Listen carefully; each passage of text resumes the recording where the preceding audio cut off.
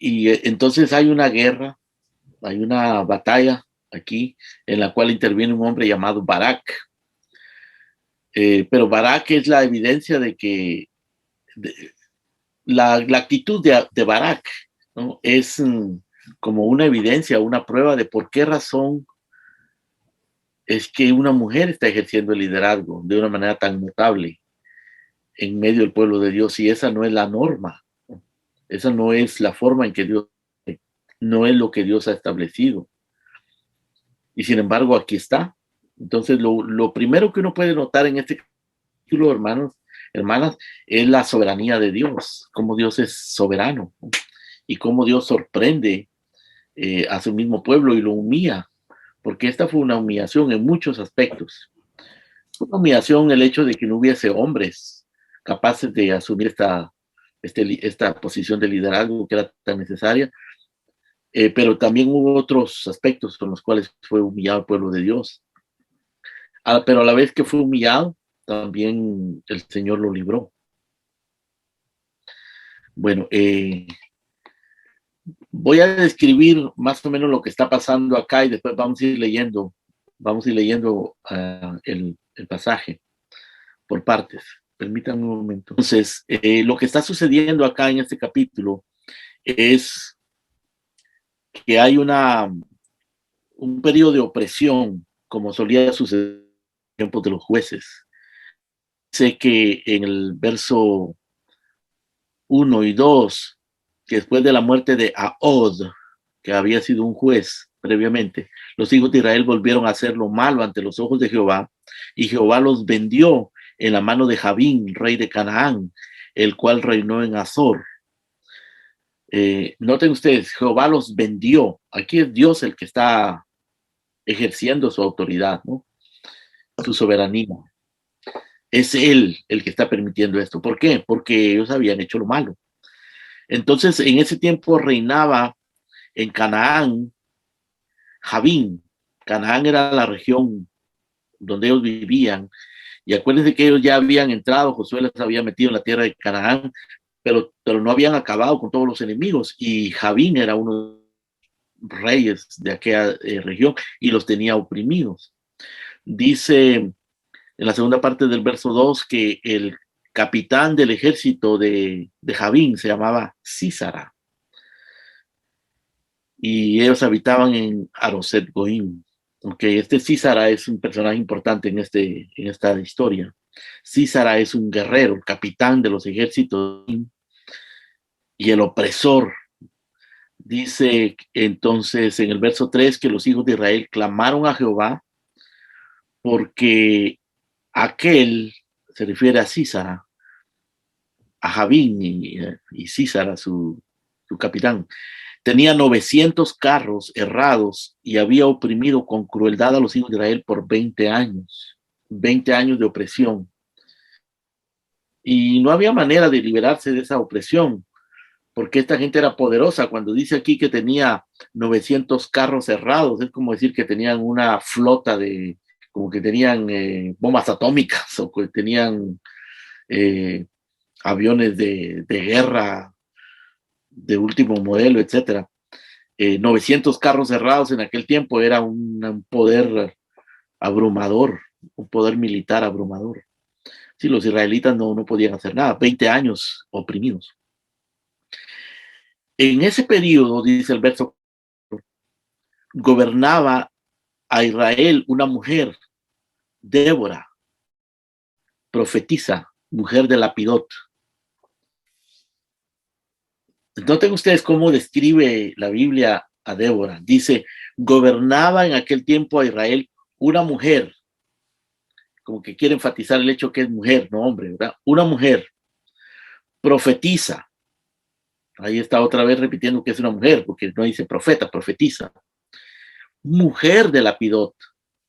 Entonces dice que estaba casada, tenía su marido. El marido no es más que un nombre, porque él no aparece allí. Él no ejerce absolutamente ninguna acción ni emite ninguna palabra. Lapidot. La única razón por la que sabemos de Lapidot es porque él era el marido de Débora. Pero es interesante que que se diga que era mujer de Lapidot, porque si Lapidot no tiene ninguna importancia, ¿para qué mencionarlo? Pero la impresión, y yo creo que ese es uno de los motivos por los cuales se menciona Lapidot, es que Débora, aunque era líder, era profetisa, gobernaba en aquel tiempo en Israel, ella estaba casada y ella tenía conciencia de la sujeción de su llamado a ser esposa. Noten usted que ella no era profeta, perdón, no era sacerdote, no era rey, era una gobernadora. O sea que el oficio de Débora no era espiritual propiamente, era civil, era de gobernar civilmente. Ok, en el verso 5 dice que Débora acostumbraba a sentarse bajo la palmera de Débora, le llaman Débora a la palmera donde estaba. Entre Ramá y Betel en el monte de Efraín, y los hijos de Israel subían a ella a juicio. O sea que iban a consultarle problemas y situaciones y ella los resolvía. Entonces ella envió a llamar, dice el verso 6, envió a llamar a Barak, hijo de Abinoam, de Seded de Neftalí. Ok, ¿quién era este Barak? Pues no se sabe, ahorita apareció ahí Barak, apareció. Ahorita vamos a averiguar quién es Barak.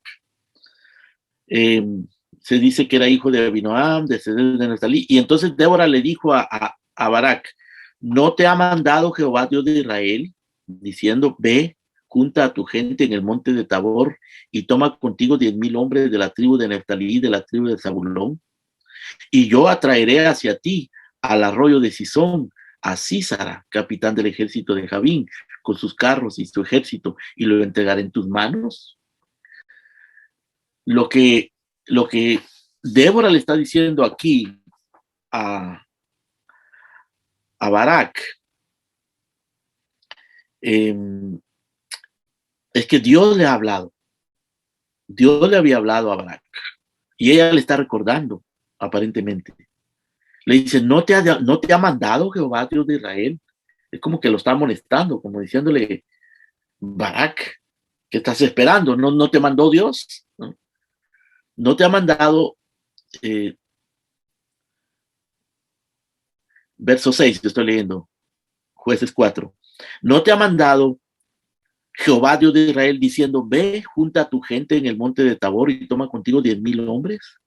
Ahora, aquí averiguamos algo acerca de Barak. Primero, que Dios le hablaba a Barak. Segundo, que Barak era un guerrero, un hombre de mucha influencia y un guerrero poderoso. Porque Dios le había dicho, junta a tu gente y toma 10,000 hombres de la tribu de Neftalí, de la tribu de Zabulón, es decir, es un hombre con una tremenda influencia, para que un hombre fuera capaz de juntar 10,000 hombres y para que fuera capaz de convocar a las tribus. Aquí le dice que llame de la tribu de Neftalí, de Zabulón, es que no era cualquier hombre, era un hombre, un guerrero, un hombre de influencia, un líder. Barak era un hombre muy poderoso. Dios le habla, pero la que está gobernando es Débora. Ahora, lo que Dios le ha dicho a Barak es que junte 10,000 hombres y Dios le hace una promesa en el verso 7, le dice, yo atraeré al arroyo de Sisón a Císara. ¿Quién es Císara? Bueno, ya vimos anteriormente que Císara es el capitán de Javín, el rey de Canaán, los que habían oprimido 20 años a los israelitas. Así que Dios lo que está ofreciendo es librar a ese pueblo, porque el pueblo ha clamado, el pueblo estaba invocando al Señor para que lo librara de esa opresión en la que se encontraba. Entonces Dios le habla a Barak y le dice, junta 10,000 hombres y yo voy a hacer que el ejército de Javín, que Sísara, capitán del ejército de Sabín, venga al arroyo de Sison, yo voy a atraerlo a él con sus 900 carros blindados, 900 carros cerrados y su ejército, y yo lo voy a entregar en tus manos. Esa es la promesa de Dios para Barak. O sea que la tarea era, no vamos a decir que era fácil, no era, ¿no? Porque era una guerra, pero era garantizada. Es decir, Dios le estaba garantizando victoria. Estaba diciendo, si tú juntas a tus hombres, 10,000 hombres, yo voy a hacer que vengan los ejércitos enemigos de Císara, yo los voy a destruir, los voy a entregar en tus manos. Ahora, recuerden que es Débora la que le está diciendo a Barak, recordándole a Barak que Dios le habló. Y entonces Barak responde a Débora en el verso 8 y le dice, escuchen la respuesta de Barak, si tú fueres conmigo, yo iré, pero si no fueres conmigo, no iré. Esta no es una respuesta muy masculina y muy valiente, ¿no? Por eso les decía que Dios está humillando aquí al pueblo, porque aquí hay una situación en la cual los hombres no están respondiendo adecuadamente. Detengamos un momento aquí para pensar, hermanos, y como el papel importante de las mujeres. Por un lado, la capacidad que las mujeres tienen y, y cómo Dios usa a las mujeres. Pero Dios le ha dado a las mujeres una posición de influencia muy, muy, muy poderosa. Cuando en el libro de Génesis dice que Dios creó a la mujer como una ayuda idónea, a mí me impresiona el hecho de que algunos traducen esto, porque ustedes saben que el hebreo puede ser un poquito complicado traducirlo al español, pero una traducción de ayuda idónea sería el poder indispensable. Y de hecho, las mujeres son un poder indispensable porque no pueden haber niños sin mujeres. No solo porque, no solo porque Dios le dio a las mujeres el poder de, de procrear, ¿no?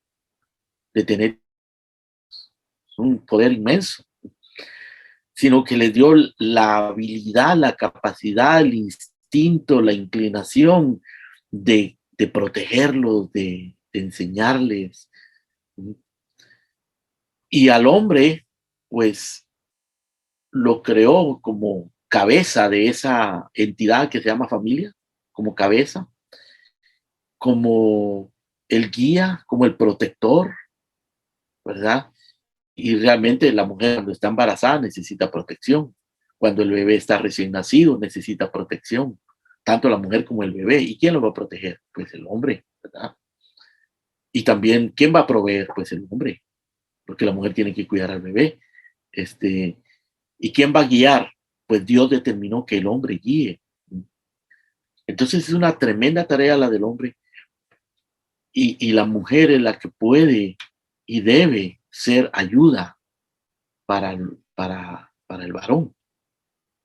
Ahora, claro, hermanas, nosotros vivimos en un mundo caído y este mundo caído todo se trastornó. Por eso es que existen los hogares disfuncionales, los divorcios, madres solteras, eh, etcétera, etcétera. El abuso doméstico, el abuso verbal, físico, sexual, pues todas esas cosas horribles que nosotros vemos en nuestras vidas, en nuestro entorno, ¿no? Y a veces en nuestras vidas. Eh, Todo eso existe, pero nosotros debemos tener claro cuál es el patrón divino y en la medida que la presencia de Dios lo permita y en la medida de nuestras posibilidades, nosotros debemos de buscar lo que es el plan de Dios, buscar ocupar nuestra posición. Me parece que Débora buscaba eso, porque Débora, cuando dice que era mujer de Lapidot, está sugiriendo allí, se está implicando que ella se seguía sometiendo a su marido, a pesar de que tenía una posición de liderazgo civil, ¿no? Pero era mujer de Lapidot.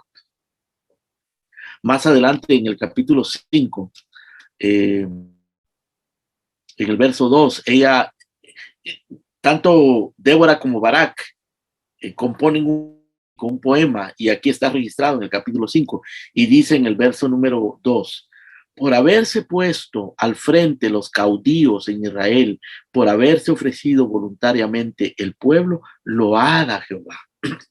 Dice lo que está diciendo Débora aquí. Está hablando de los caudillos, no las caudillas, los caudillos. Y dice, por haberse puesto al frente los caudillos en Israel, entre ellos Barak, ¿no? Y los otros 10,000 hombres que fueron a pelear. Ella dice, lo hará Jehová, porque hubo hombres que fueran a pelear. Porque al final, en este episodio, los hombres fueron los que fueron a fajarse y fueron a pelear, fueron a derramar su sangre y a sudar. Aunque Débora era la que sobresalía, pero los hombres tienen que hacer su tarea. Más adelante, en el verso 13, verso 12, dice, este es un poema, recuerden, dice, despierta, despierta, Débora, despierta, despierta, entona cántico, levántate, Barak, y lleva a tus cautivos, hijos de Abinoam. O sea, Barak venció en la guerra, ¿no? Y se llevó a los cautivos. Verso 13, entonces marchó el resto de los nobles. El pueblo de Jehová marchó por él en contra de los poderosos. Los nobles, de nuevo, se está refiriendo a los guerreros, a guerreros. O sea, Débora está reconociendo el papel de los hombres, ¿no? Ella no menosprecia, no tiene una visión despectiva de los hombres. Lo reconoce, a pesar de que realmente no estaban comportándose adecuadamente. En el verso número 7 del capítulo 5 dice, las aldeas quedaron abandonadas en Israel, habían decaído hasta que me levanté como madre en Israel. Yo, Débora, me levanté como madre en Israel. Esta mujer se llegó a convertir en madre, en el sentido de que asumió las responsabilidades y la gente llegaba y le consultaba. De nuevo, inusual no es la forma en que Dios hace las cosas, digamos, de una manera ordinaria, pero en esta ocasión, de una manera extraordinaria, Dios estaba usando a Débora. Y lo que todo este pasaje, hermanos, deja establecido es la fuerza de las mujeres. Que Dios bendiga a las mujeres, que Dios use a las mujeres. La mujer dice, la mujer sabia edifica su casa, pero la necia con sus manos la destruye. Así como una mujer puede ser influencia para su marido, porque el marido se puede estar quedando atrás, puede ser negligente. Pues hermana, el Señor te ha dado poder, pero el poder de la influencia, el poder de la piedad, el poder de la oración, el poder de ser ayuda para ejercer una buena presión sobre tu esposo, sobre hombres a los cuales estén a tu alrededor, ya sean hijos o cualquiera que sea tu circunstancia. Así que aquí tenemos a Débora. Bueno, sigamos con la historia en el capítulo 4. Barak le responde feo a Débora. Le dice, si tú vas, yo voy. Si tú no vas, yo no voy. Qué manera de responder, ¿no? Y entonces ella le responde en el verso 9. Iré contigo, pero no será tuya la gloria de la jornada que emprendes, porque en mano de mujer venderá Jehová a Sísara. O sea, ella le profetiza prácticamente, le dice, mira, Barak, yo voy a ir, pero toda esta guerra que tú vas a pelear, toda esa sangre que vas a derramar, toda esa sudor y esa batalla, al final la gloria de la jornada no va a ser tuya, va a ser de una mujer. Y uno podría pensar que se refería a Débora, que la gloria iba a ser de Débora, pero no, la gloria no fue de Débora, la gloria fue de otra mujer llamada Jael. Vamos a ver más adelante qué es lo que pasó acá. Entonces, dice en el verso 10, que al final del verso 9, que Débora fue con Barak. Y juntó Barak a Zebulón y a Neftalí en Ceder y subió con 10,000 hombres a su mando. Noten ustedes, ahí el que estaba comandando eso, el guerrero, era Barak. Ese era un hombre capaz. No era un cualquiera, juntó 10,000 hombres y él iba al mando de ellos y Débora subió con él, dice el verso 10. En el verso 11, hay un comentario inesperado que nos prepara para lo que va a suceder posteriormente. En el verso 11 dice, y a ver Ceneo de los hijos de Obab, suegro de Moisés, se había apartado de los ceneos y había plantado sus tiendas en el valle de Saanaín, que está junto a Cedes. Ese es un comentario allí inserto, ¿no? Que más adelante nos ayuda a entender lo que sucede. Entonces sigue la historia, el verso 12. Vinieron pues a Císara las nuevas de que Barak, hijo de Abinoam, había subido al monte de Tabor. Y reunió Císara todos sus carros, 900 carros cerrados. Vuelve a repetir lo de los 900 carros cerrados, porque eso es importante. Reunió Císara todos sus carros, 900 carros cerrados, con todo el pueblo que estaba con él, desde Aroset Goim hasta el arroyo de Sison. O sea que ahora Císara, el opresor, ya se ha preparado y viene para la guerra, porque Barak se ha levantado para rebelarse contra ellos y Císara dice, estos se están rebelando, bueno, vamos a ir a destruirlos, va con sus 900 carros cerrados. Entonces, verso 14, Débora le dijo a Barak, levántate, porque este es el día en que Jehová ha entregado a Císara en tus manos. ¿No ha salido Jehová delante de ti? Y Barak descendió del monte de Tabor y 10,000 hombres en pos de él. Esta es la tercera vez que menciona los 10,000 hombres. Cuando la Biblia menciona, repite algo, es porque quiere que nosotros pongamos atención. Como que nos estuviera gritando, mire, pongan atención a esto, que esto es importante, 10,000 hombres. Y lo que enfatiza a esos 10,000 hombres es la influencia de Barak. Y también que es Dios el que realmente les dio la victoria, porque 10,000 hombres ante aquel rey era pocos hombres.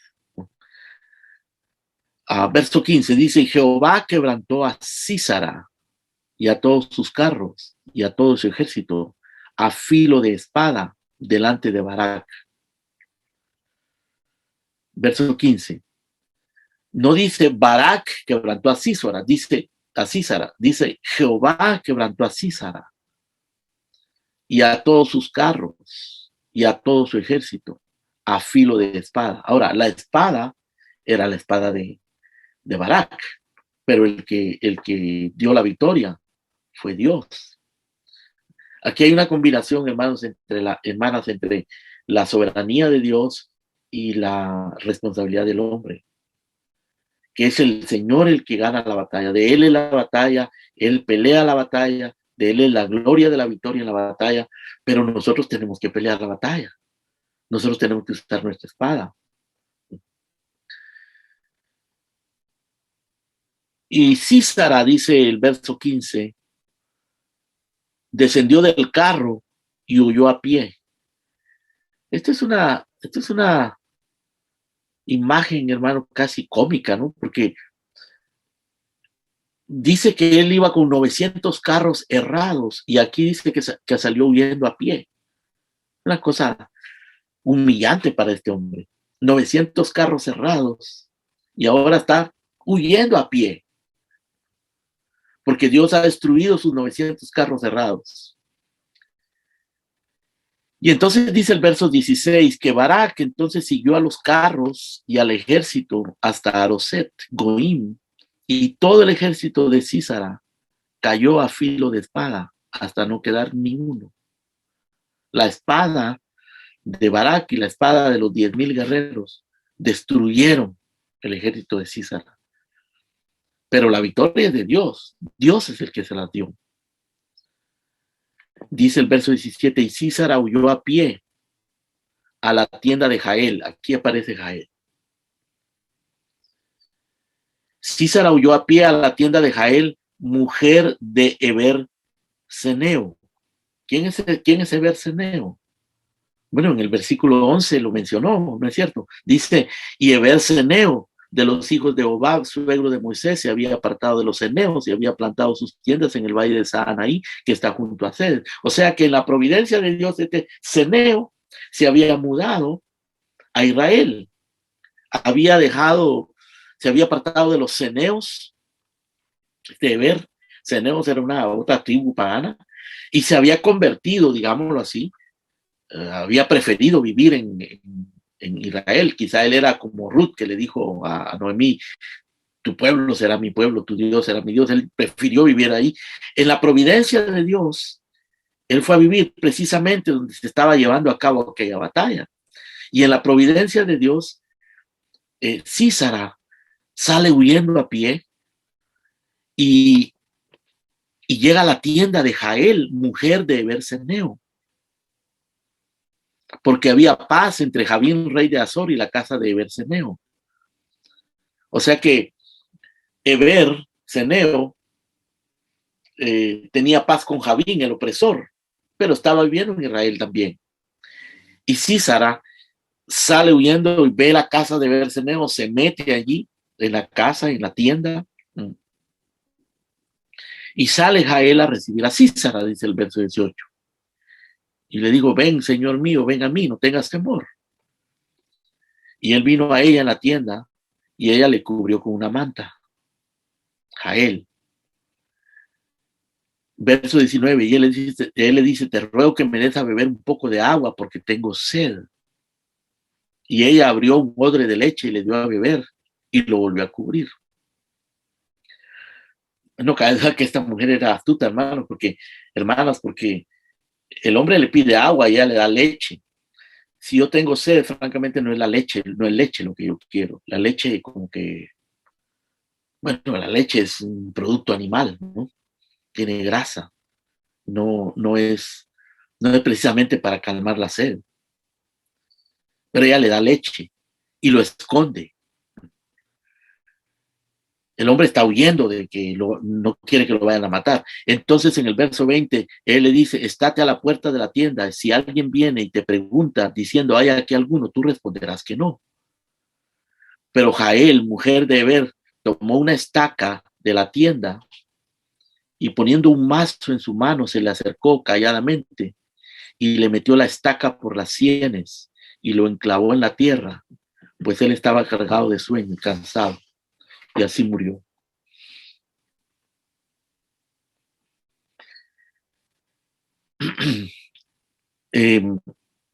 Esto no es bonito, hermanos.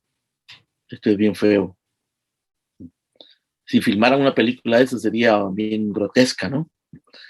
Y lo que esta mujer está haciendo no es, no es, pues no es como para que uno la admire. Hablando en términos normales, ¿no? Sin embargo, ella está cumpliendo un papel dentro del propósito de Dios. Porque este es un enemigo del pueblo de Dios. Ha estado oprimiendo al pueblo de Dios por 20 años. Y ella, calladamente, y engañosamente, digámoslo así, porque según él, ella lo estaba protegiendo y él está cargado de sueño, cansado y la leche da sueño, por cierto, ¿no? Si alguien se quiere dormir, se toma un poquito de leche y él cansado y con sed, se queda dormido y entonces ella le clava la estaca por las sienes. En el verso 22 dice que si siguiendo Barak a Sísara, Jael salió a recibirlo y le dijo, ven, yo te mostraré al varón que tú buscas. Y él entró donde ella estaba y aquí Sísara yacía muerto con la estaca por la sien. Así, dice el verso 23, abatió Dios aquel día a Javín, rey de Canaán, delante de los hijos de Israel. Y la mano de los hijos de Israel fue endureciéndose más y más contra Javín, rey de Canaán, hasta que le destruyeron. Es interesante, hermanas, cómo comienza este capítulo y cómo termina. El capítulo comienza en el verso 2 diciendo que Jehová vendió a Israel en la mano de Javín y que había, dice el verso 3, que Javín había oprimido con crueldad a los hijos de Israel por 20 años. Así comienza el capítulo. Pero termina diciendo en el verso 24 que la mano de los hijos de Israel fue endureciéndose más contra Javín hasta que lo destruyeron. O sea, Javín comienza aquí oprimiendo al pueblo de Dios y luego el capítulo termina diciendo que el pueblo de Dios, Israel, se endureció contra Javín hasta que lo destruyó. O sea que esta es la historia de una victoria, de una guerra victoriosa. Es una guerra llena de situaciones inusuales. Dos mujeres acá, que son las protagonistas, Débora y Jael. Barak, que es el hombre llamado a ser el líder, que podría haber sido el líder, era un guerrero que tenía influencia, tenía poder, era valiente, tenía poder de convocatoria, no estaba cumpliendo su tarea. Usualmente, hermanas, Débora es usada a veces por algunos cristianos que pretenden que haya pastoras en la iglesia, por ejemplo, o que las mujeres son mejores que los hombres, o para decir que las mujeres son mejores que los hombres, o que las mujeres pueden tener posiciones de liderazgo. Y yo creo que esto último sí es cierto, que las mujeres pueden tener posiciones de liderazgo. Eh, Ahora, que puedan ser pastoras, no. Eso no es una prueba de que puedan ser pastoras, porque la manera ordinaria en que Dios obra para que haya ministros en la iglesia es que los ministros sean varones y la forma en que Dios ha establecido las cosas es que los hombres sean cabeza y la mujer sea ayuda. Pero cuando los hombres fallan, entonces Dios puede hacer cosas de ese tipo. Y por eso, hermanas queridas, eh, es importante que ustedes, por un lado, reconozcan el potencial que Dios les ha dado y lo usen para gloria de Dios, pero lo usen también para ayudar a los hombres que Dios ponga en su vida, sea esposo, hijos, o quizás hasta un hermano de la iglesia, pero para ayudarle y influenciar positivamente hacia esa persona, hacia ese varón. Y porque Dios ha llamado a los hombres a ser los que tomen la iniciativa y tomen el lugar de cabeza en la iglesia y en sus casas. Y las mujeres deben de reconocer eso. Por otro lado, por un lado, entonces, las mujeres deben de reconocer su potencial y por el otro lado, las mujeres deben de reconocer su posición. El potencial no es una razón para usurpar posiciones. Y sin embargo, Dios puede usar de una manera muy, muy, muy poderosa a las mujeres. Y otra cosa que aprendemos acá y que debemos de recordar siempre es la soberanía de Dios. Dios soberanamente hace las cosas de una forma inexplicable. A veces aquí hay varias cosas inexplicables. El liderazgo de Débora, eh, la apatía de Barak, la intervención de Jael y la forma en que intervino Jael. Quizás una pregunta que podría surgir aquí es: ¿por qué es que Dios no dice nada contra Jael si Jael engañó a este hombre y lo mató? Y la razón es que aquí la ética, digamos, que está usando esta mujer es ética de guerra. Ella está actuando con una mentalidad de guerrera, porque ella sabe que a este hombre hay que matarlo. Ya no podría haberlo matado de otra manera. Ella no podía enfrentársele a este hombre. Pero ella usó su astucia para acabar con este hombre que era el opresor del pueblo de Israel.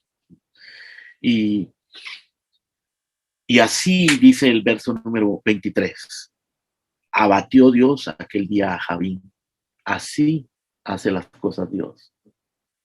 Bueno, que el Señor nos ayude a comprender su providencia, a someternos a su providencia, a usar nuestros recursos, pero a no usurpar lugares.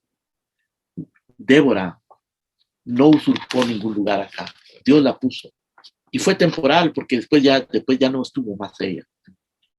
Y la razón por la que Débora, Dios la puso, es por lo que dice acá el verso 7 del capítulo 5. Las aldeas quedaron abandonadas en Israel, habían decaído, hasta que yo, Débora, me levanté como madre en Israel. Esto es como aquello que pasa cuando los padres abandonan a sus hijos. Y la madre tiene que hacer el papel de mamá y de papá. Sucede con mucha frecuencia, lamentablemente, pero es en contra de la voluntad de Dios. Y como último punto, hermano, lo último que voy a decir, me llama la atención, hermano, que parece que hay en el diseño divino, hay ciertos vacíos, o vamos a decirlo de otra manera, ciertas debilidades innatas, tanto en el hombre como en la mujer. Debilidades que ya forman parte de nuestra naturaleza humana por diseño divino. Un ejemplo lo tenemos ahora acá, lo estamos viendo con nuestros propios ojos, con Raquelita, porque vino aquí enfrente de la casa nuestra, hay 13 huevitos de pato. Aparecieron ahí están frente de la casa. Y entonces uno ve a la pata allí todo el día, sentada encima de los huevitos, la pata, ¿no? Y el pato. ¿Qué se hizo el pato? Pero ahí está, y cuando nazcan esos animalitos, uno va a ver a la pata, cuidando a los patitos, y los patitos detrás de la pata, y el pato. Uno podría decir, es un irresponsable, es un haragán, etcétera. Por diseño divino, no es que sea el pato sea irresponsable, por diseño divino. A la pata Dios le dio ese instinto, esa capacidad, esa gracia. Y uno se pregunta, pero ¿y por qué se comportan así los patos? ¿No? Parece ser que en el diseño divino, el sexo masculino tiene esas debilidades que la mujer se las tiene que complementar. Por eso dice que es ayuda idónea. Y uno lo ve también en el caso de Adán y Eva, ¿no?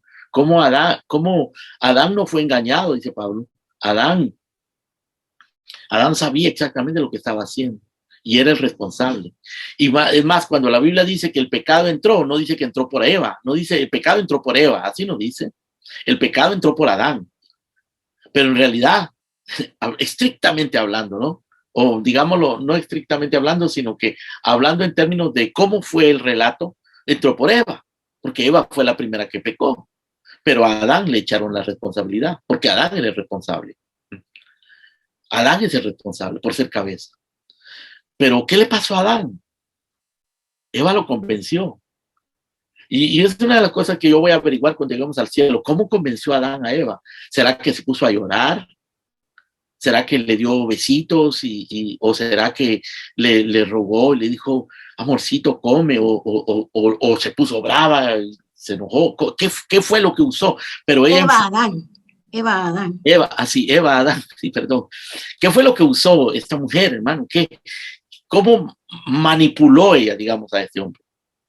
Porque, bueno, sí, fue una manipulación de parte de ella y fue un error, un pecado de irresponsabilidad y de flojera de parte de Adán. Tanto que Dios le dijo, por cuanto obedeciste a tu mujer, maldita será la tierra por causa de ti.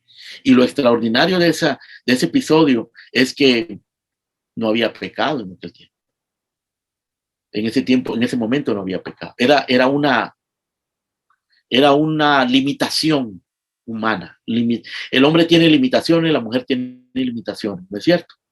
¿Verdad? Y tenemos que fortalecernos unos a los otros. Ustedes, hermanas, aprendan delante de Dios a ocupar su lugar, pero a usar todo el potencial que tienen para gloria de Dios, para fortalecer su matrimonio, sus hijos, cuando el Señor les dé a las que no se han casado o las que estén casadas, fortalecer a su esposo. Tu esposo tiene debilidades graves. Fortalezcanlos. Y quiera Dios que ellos las fortalezcan a ustedes en sus debilidades que ustedes también tienen, que son graves. Porque la mujer puede influenciar para bien o para mal. Que Dios las bendiga. Gracias, pastor. Vamos a hacer una oración. Padre, gracias, Señor, porque tú eres soberano y tienes el control de todas las cosas. No hay nada fuera de tu control. Pero aunque muchas veces en este mundo caído las cosas, Señor, son anómalas, anormales, no funcionan como deberían funcionar, nosotros queremos entender cuál es nuestra posición para que aquello que nosotros podamos hacer y podamos corregir, lo hagamos, Señor, y que suceda lo que suceda y sea cual sea la circunstancia, nosotros nos mantengamos en el rumbo correcto para hacer tu voluntad. Bendice, Señor, a nuestras hermanas, que ellas puedan comprender cuál es el potencial que tienen, pero también cuál es la posición que les corresponde, Señor. En el nombre de Cristo. Amén.